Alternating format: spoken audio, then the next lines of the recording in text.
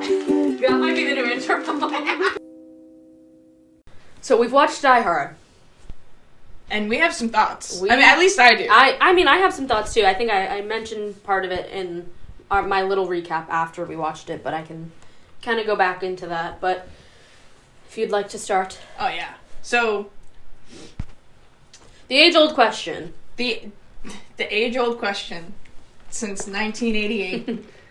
Is Die Hard a Christmas movie?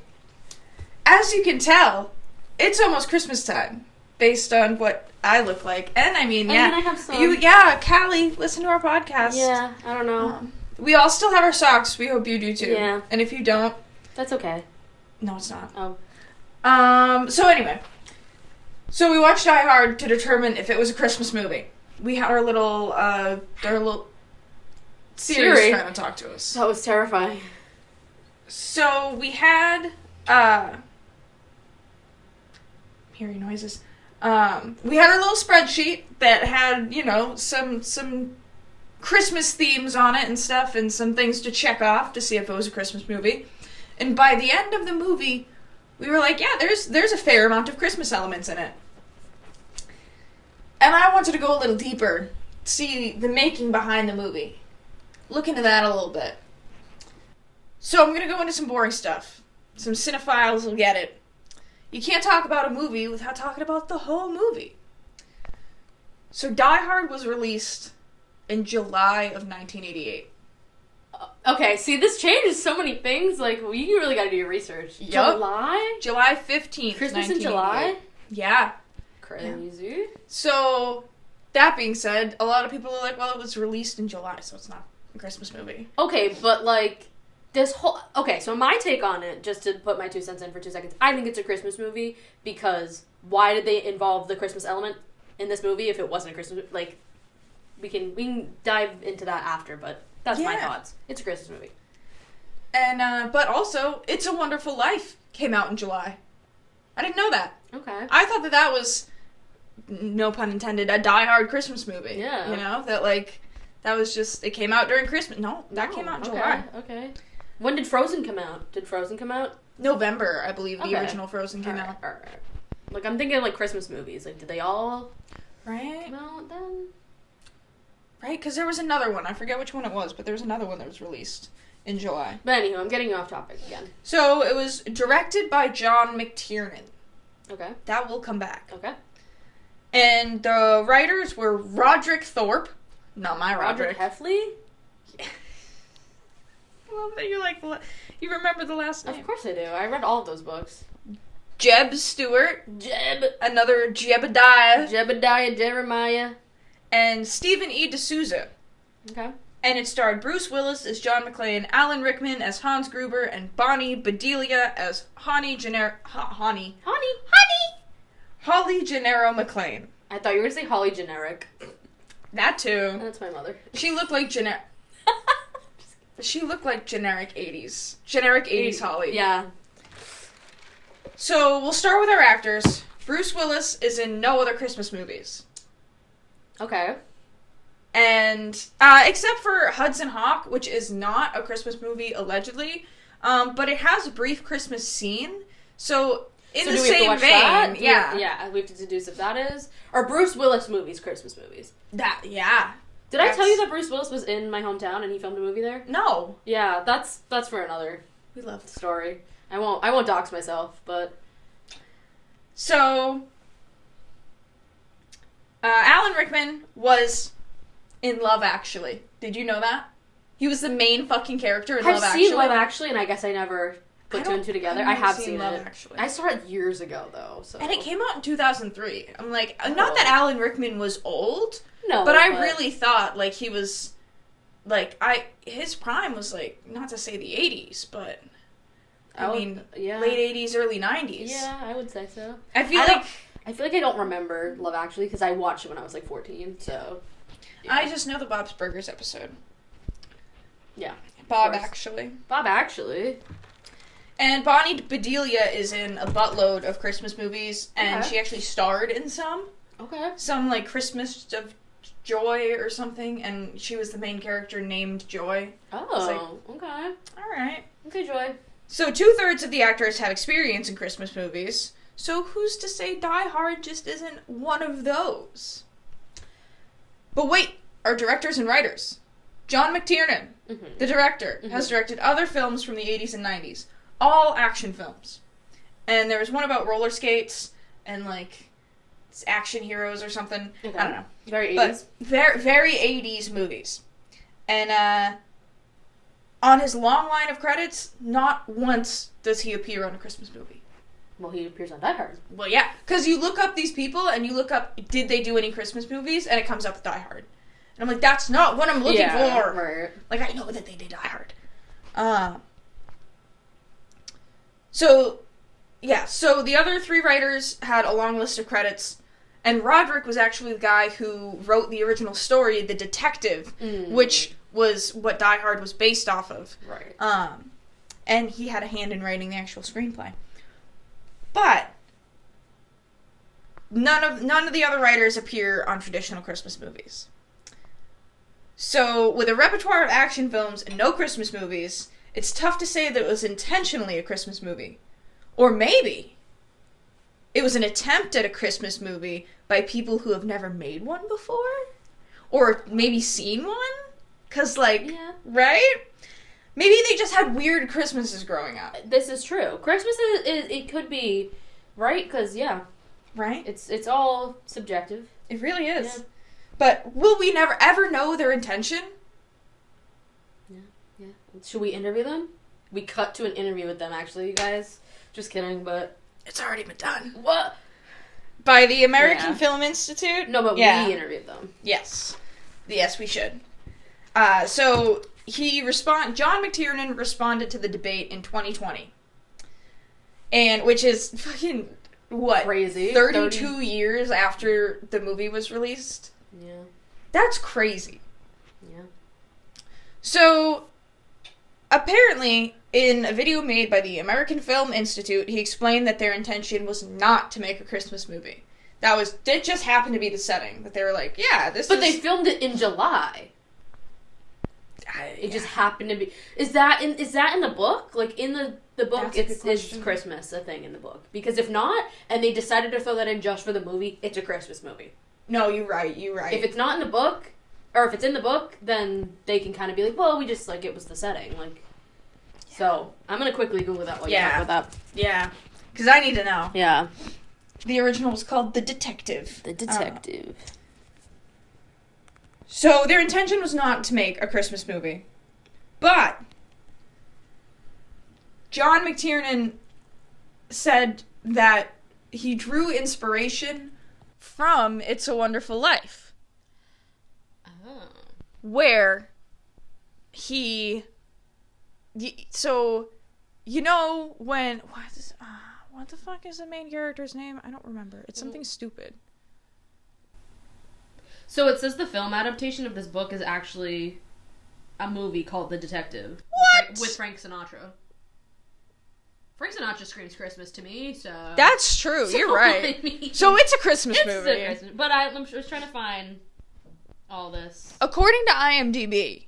Oh, no, okay. According to IMDb, continue. Yeah, no, according to IMDb, The Detective was what started Die Hard. But. So actually, I was just going to interrupt a little bit for that. The book was adapted into a film with Frank Sinatra. The prequel to the book, Nothing Lasts Forever, was the basis for Die Hard. Oh. So it's actually the prequel. So let's look at that. Interesting. So. But this is also the AI overview, so who knows if that's actually correct. So we love that. Nothing Lasts Forever. I'm going to look that up. You continue. All right. Yeah, so he drew inspiration from It's a Wonderful Life, where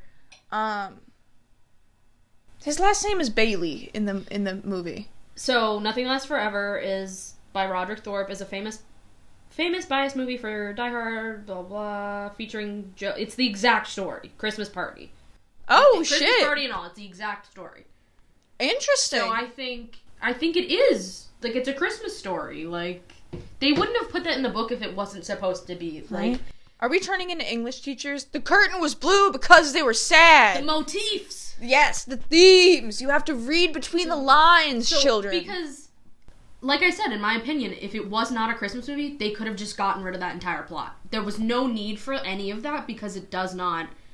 That doesn't add substance to the whole idea of the movie. For those who haven't seen it, I'm going to spoil a little bit. It's just an action movie of these guys trying to steal these bonds. Like, it's not anything like... Right, it's not necessarily Christmassy. Every piece of Christmas stuff could have been omitted, and it would have been a completely coherent movie. That being said, it had to be, like, it feels intentional. Yeah, it was. It was. So the book...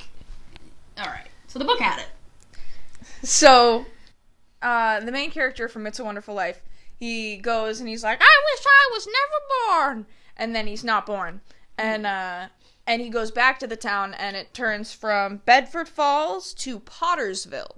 Which is, Potters was like the evil, not evil guy, but like evil, I think he was from the bank, and he was just sleazy money grubber. Okay. And so he basically turned the town into Vegas.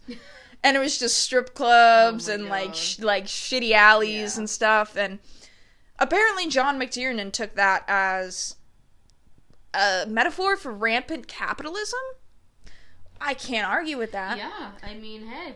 So that's where he got the inspiration for, like, because he also said that John McClane was originally supposed to be a cop on duty, but they wanted to make him like a regular dude to make the cops look fucking stupid. I mean, he did make the cops look fucking stupid. Yeah. He did. Which, it's very interesting because he's got this whole like little diatribe about like how, because it came out in 2020, this interview, and he was like, American politics right now, it's just, it's pretty shitty, and like, and he said a lot of interesting things that related back to Die Hard, but I digress. You digress. Yeah, I die hard gress. Did they actually die hard, though? The guy who got I have a machine gun ho ho ho written on him definitely died hard. Yeah. Yeah. Well, actually, never mind. Never mind. So, John McTiernan said it wasn't supposed to be a Christmas movie. There was some quote that he said, like, oh, well, the joy from making the film turned it into a Christmas movie or whatever. And I mean, sure. Okay. That's a stretch, my guy. But the original intention was not to be a Christmas movie. So, debate ended, right? Never. We're still talking about it, and it's 2025. Yep. We're gonna start that bitch back up again. So, for me, taking place on Christmas, and especially Christmas Eve, don't know why, it's better than Christmas Day. 100%. I 100% agree, because once Christmas Day, you've already opened all your presents, there's nothing left. Right? The holiday do be over. It's over. Like, there's an anticipation, there's, like, excitement with that. I'm just thinking about when I was little, and we had this weird, like, buffet that it was, like, just behind the couch, and it had this little, like, bottom part that I could sneak onto, and my mom found me one Christmas Eve, and she was like, what are you doing? And I said, I'm gonna stay awake right here all night and catch Santa. Yep. I tried doing that a bunch of times. Oh yeah. That was the closest I ever got to sneaking. I actually almost caught my mom as the Tooth Fairy one year. Dude, this is such a side tangent, because we go off on these all the time, but I was sleeping, and my mom went to go put the dollar under the pillow and grab my tooth. And I woke up, and I said, you're stealing my money from the Tooth Fairy. And she was like, oh, yeah, you're right. Like, I am. And I was, like, 5 years old, so I almost caught her. Do you want to hear my tooth? Real quick. I could not fall asleep this one night. We had these little tooth pillows. You put your tooth in, the money comes in the back. Great. I could not sleep at all. I'm tossing and turning. And I'm waiting, because, like, there was, like, a lightning bug in our room at some point or something. And, like, my sister, because my sister and I used to share them. And so, she was like, oh, Maddie, wake up. Like, there's a fairy in the room. Because we didn't understand what was going on. And, so I was like, I'm going to try and see the fairy again. So I'm going to, I couldn't sleep, because I thought there was going to be a fucking shiny fairy in my room. Yeah, valid. So, there's a shiny fairy. I wake up. Oh, yeah. She was a fairy. And so I wake up in the morning, and I go to my mom's room, and I'm bawling my eyes out. I go, the Tooth Fairy didn't come. And my mom goes, I'm sorry. And I was like, why are you apologizing? You're not the tooth fairy. And she's like, no, I'm so sorry. It's all my fault. She felt so bad. She confessed to being the tooth fairy right there on the spot. How old were you? I was maybe like 8 or 9. I mean, I probably found it around then. That tooth fairy wasn't real, but... Right. And then the night I found, like, I always kind of knew Santa wasn't real, but like... Oh, yeah. I always kind of knew Santa wasn't real, but there was one night I, like, you know, when kids act like demons in the night to get up to get water, and they're just like, water. And so I did that, and my mom was wrapping presents on Christmas Eve after we had gone to bed, and I was just like, what? But, yeah. So Christmas Eve is better than Christmas Day. And there were plenty of mentions about Christmas in the movie, and, yeah, even one of the dead guys was dressed up with the hat and the, the lady had kids, and they were like, well, are we gonna make it back for Christmas? Like, that was, like, the whole thing. Like, they could have just omitted that. Yup. And also, the Christmas spirit, like, really came through, during the work Christmas party on Christmas Eve. How much more corporate America can you get? On Christmas Eve is crazy. Forget your families. Come to the work Christmas party, your only opportunity to make back the tiniest bit of money from the company and free food and drinks. No, exactly. Like, that really feels like Christmas to me. True.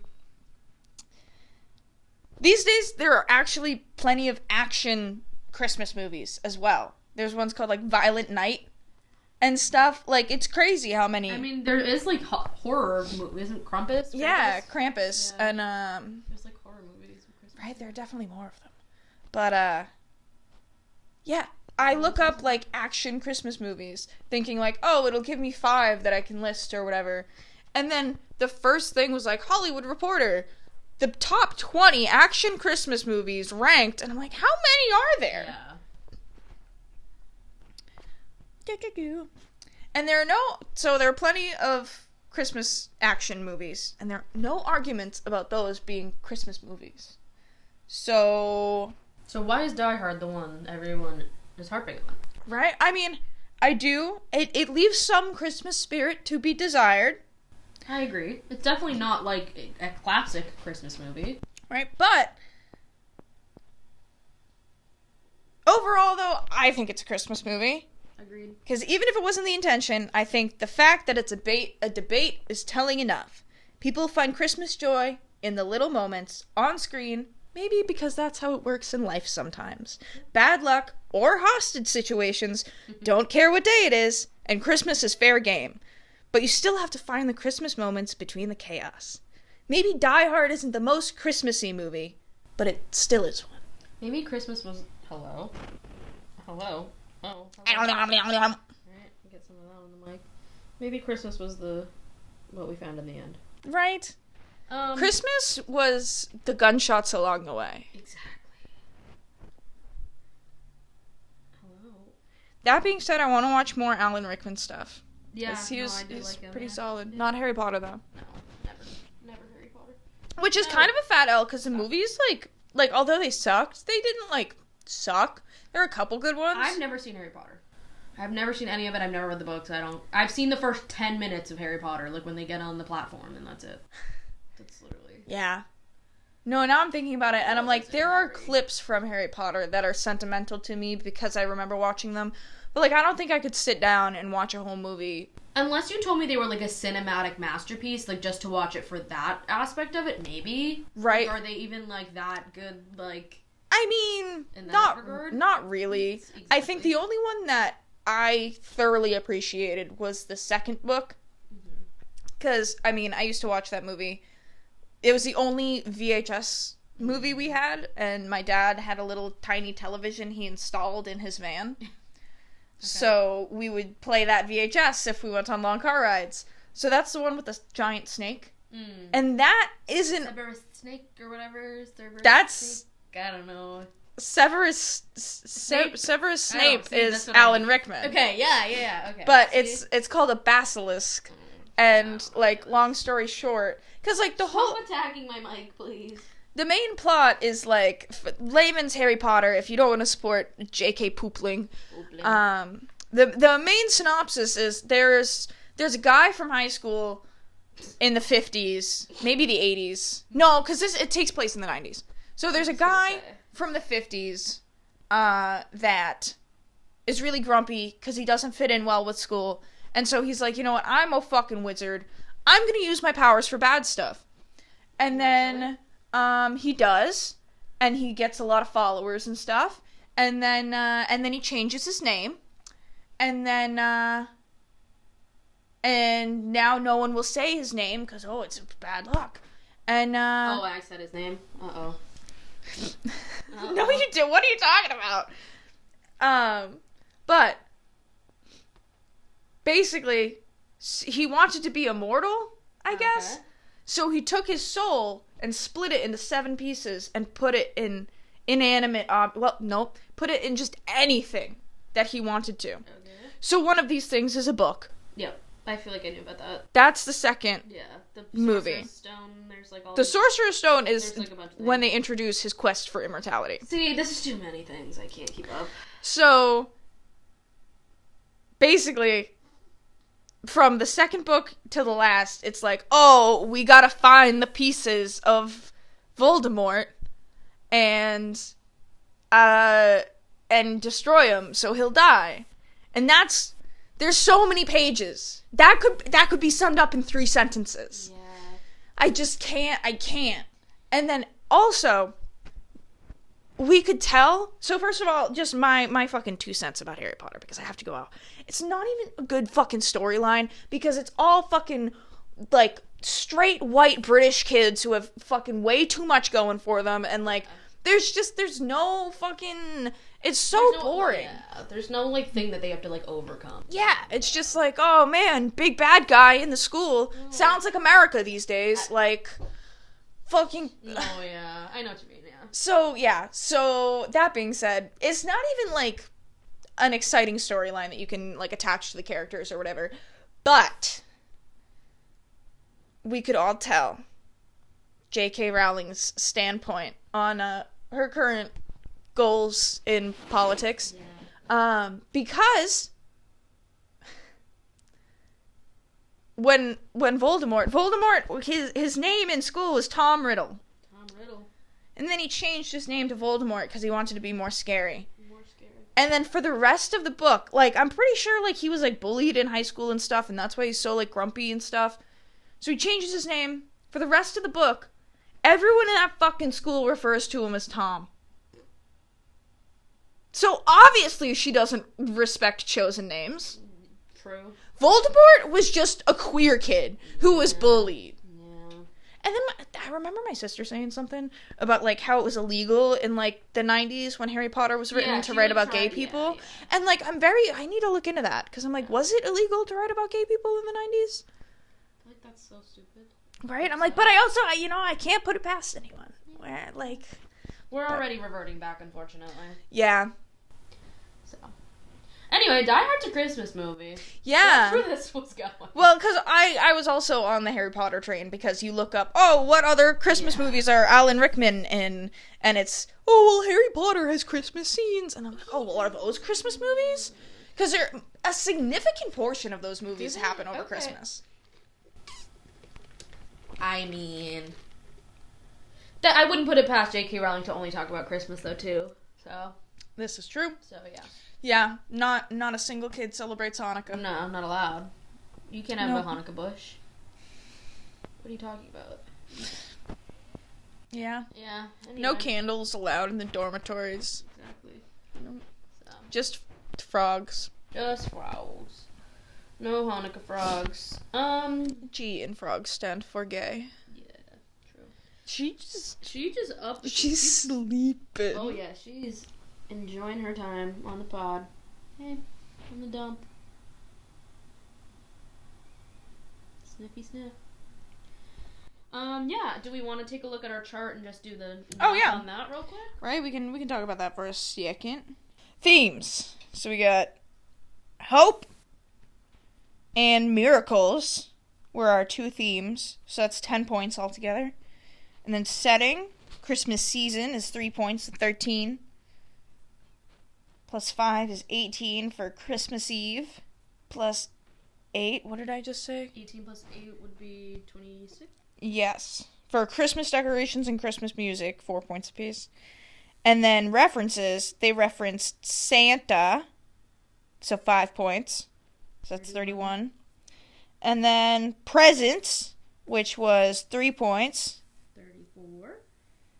And then... Oh, Scrooge. We didn't point that one. I want to give that at least 4 points. Alright. Because that's an obscure one. Yeah. So, 38. 38 out of 70? That's over 50%. 38, yeah. Alright, so it is. It's a fucking Christmas Based movie. on, like, that, and then what was our 3 Our criteria? 3 things were the nostalgia factor. I mean, 80s nostalgia. Yeah. Like, it was just nostalgic for us, just in where we are. Dude, what the fuck is going on? Yeah, Google Sheets on the web browser is so not. Oh my god, what's Okay. happening? Gift giving / tradition. Was there another one? Right? There was, like, the kid, she was, like, trying to go back home to the kids, kind of, like. Right. So, like, that's, like, traditional. I feel like we kind of. The work Christmas party is a classic tradition. You're right. Exactly. And then wholesome. Was there a wholesome ending? There was, because what's his face? The cop? The other cop? Yeah. No, I would Whatever his agree. name was. I keep wanting to call him Albatross. What was the guy in the I don't... limo? Oh! He was like Albatross or something. Yeah, he was something crazy. I forget his name. But anyway, Argyle. I knew it was something. Dula Peep? Dula Peep. Because Argyle's in Stranger Things. That's how I know that name. But yeah, the cop, he finally, like, as much as shooting someone is wholesome, he got his fear was, like, taken away. Like, so, You're right. So, and he got, like, them, oh, did you just bite me? Weirdo. Okay. And they also, like, at the end, like, him and the girl were, like, going home for Christmas. So, like, it was wholesome at the end. But, yeah, tradition, yeah. There's always German people coming to steal my bonds. Okay, this is obscure, but at the place I work, the machine that we run the donuts out of is a German piece of machinery that we all fucking hate. And so it's really, so her name is Maggie. The machine's name is Maggie. So I'm gonna dress up Maggie as Hans Gruber for Christmas. Please. That's my plan. Yeah. Because she's a German terrorist. And she wants to steal your donuts. She really does. She wants to fucking ruin everything. Yeah. Oh my god. Yeah, okay. No, that's great. I need a Build-A-Bear, like, sound recorder thing that you put in their paws, and I need to, like, shove it up her pipes. Shove it up her butt. So that, Crazy. and just, it has recordings of Alan Rickman's voice on it. But, no, okay, it has recordings of Alan Rickman's voice on it, but I shove it up the pipe in such a way that it gets pressed every time it prints a donut, and I just find interjections of Alan Rickman, like, making, like, and, like moaning sounds, so every time it's like,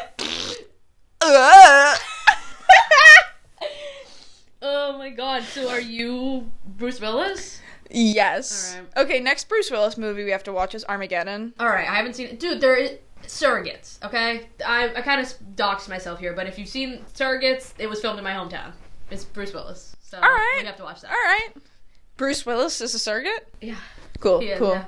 He gives birth to a set of twins. That's hot. Yeah. Conjoined twins? Yes. Okay, cool. I mean, that's fitting for my town. Anyway.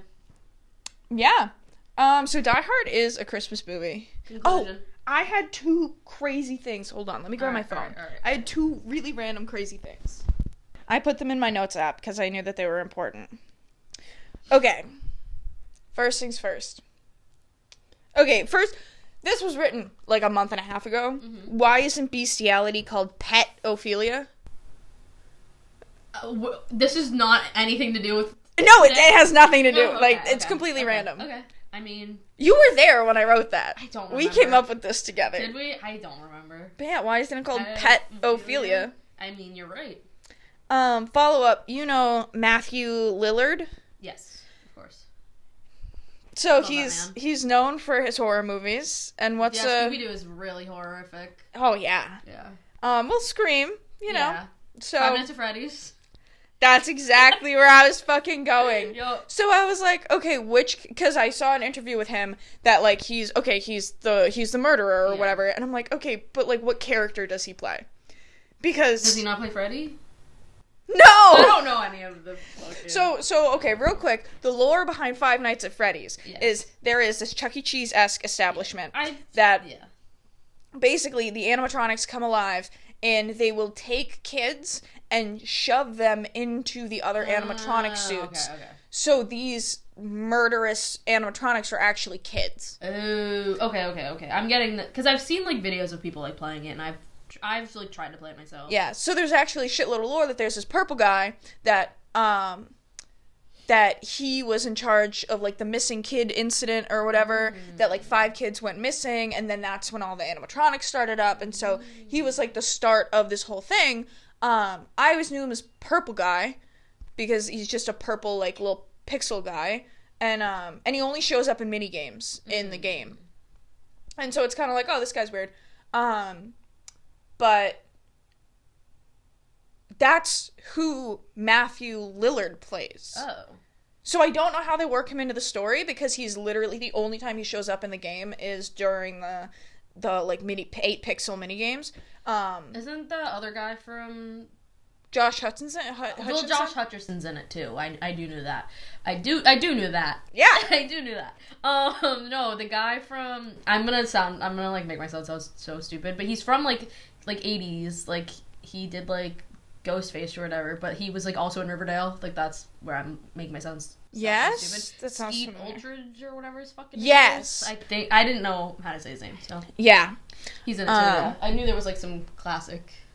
Yeah, and I'm just like, that's actors. kind of fucking crazy that because they also gave him like a full new name. I think the Matthew Lillard character, they like gave him a whole name. So I was like Ashton or Antoine or something, Antoine. and I was just like, who the fuck is? No, my name's Antoine. Do you know what that's from? No. Oh, Drake and Josh. What, the theater thug, and then he like dresses yes. up and he's like, no, my name's Antoine. Yep, That's now I been, know it. It's been all over my feed lately. Anyway. I love that. Yeah. So that was just wild. I saw that today, and I was like, what the fuck? Follow up. Another thing I saw today. What do you think is okay, so Xboxes, their leading cause of death is the red ring of death. Instead of turning green, it turns red, and it just never works again. What do you think the leading cause of PS4 death is? Oh, I don't know. This is gonna be a joke, but I don't know. It's not a joke. I'm 100% fucking serious right now. Leading cause of PS4 death is cockroaches. Oh. Yeah. Because of their vent grates. Yeah. Because of the vent grates, and because it's so warm and there's airflow, cockroaches fucking love that environment. So they'll live in any PlayStation. Yeah. Yes? Yeah. But basically I heard a story that it was like, I bought this PS4 from this guy online, and then it didn't work, and so I opened it up to try and fix it, and I saw this rust, and then the rust was moving, and then it was hundreds of cockroaches. No. So yeah, so don't buy a fucking used PS4. Don't buy a PS4. Just get an Xbox. Yeah, you're right. Just get a Wii. Yeah. I still have mine. Yeah, get a Wii. That's the way to do it. Did you ever have the Wii U? No. Yeah. I saw it used a few times at friends' houses. No, I wasn't that cool. The Kinect. That shit. No, I had 2 Wiis. Like, I literally got 2 Wiis one year for Christmas because my family did not communicate. We love that. So, but yeah, Die Hard's a Christmas movie, you guys, because even Nevena said she saw it on a plane recently, and it's Christmas season, so I mean, that has to mean something. Why else would they play it? But coming out in July is crazy, and them being like, well, it happened to be Christmas. No, the book had that. Come on. Yup. Yeah. So, interesting. Now, when people ask if Die Hard is a Christmas movie, we can actually have an informed opinion. I have an informed opinion. Yeah. How many Die Hards do you think there are? I was gonna say like 4. I think there's 5, yeah. Yeah. I figured, because I knew there was a second one, because obviously when I was like looking this up to do the research for this and stuff, I saw the second one.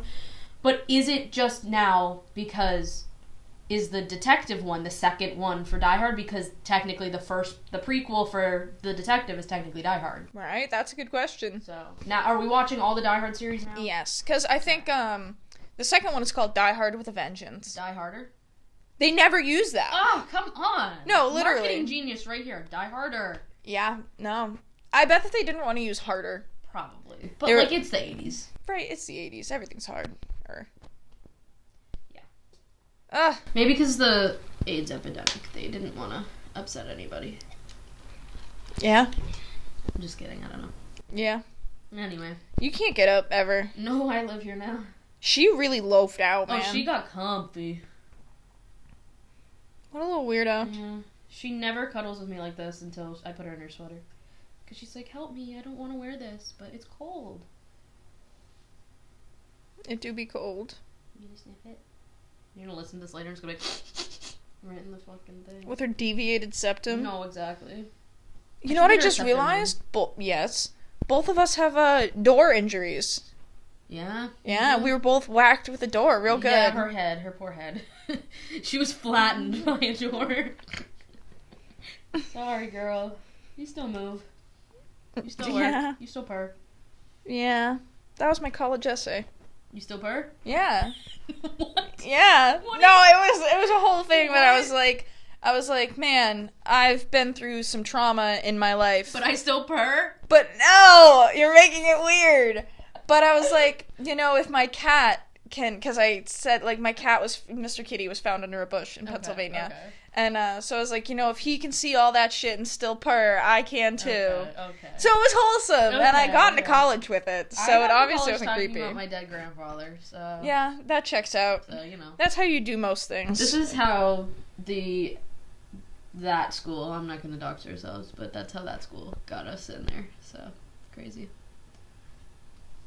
Anyway, now's the time to leave. We were done. No, just bath time. Lol, nope. All right. Well, alrighty.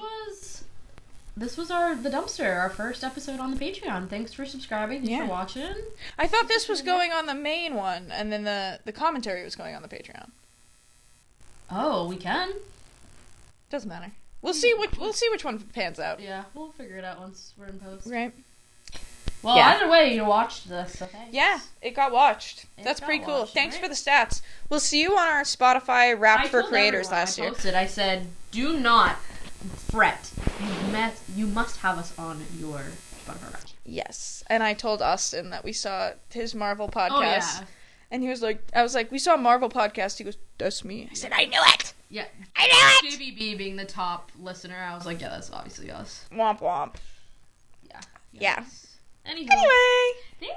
All right. Merry Christmas. Merry Christmas. Yeah, and happy holidays. Happy Hanukkah. And that was the weirdest Kwanzaa I ever experienced, if you know who you are. Whoa. All right. Whoa. That's a wrap. All right. Wrap. What was the Kwanzaa?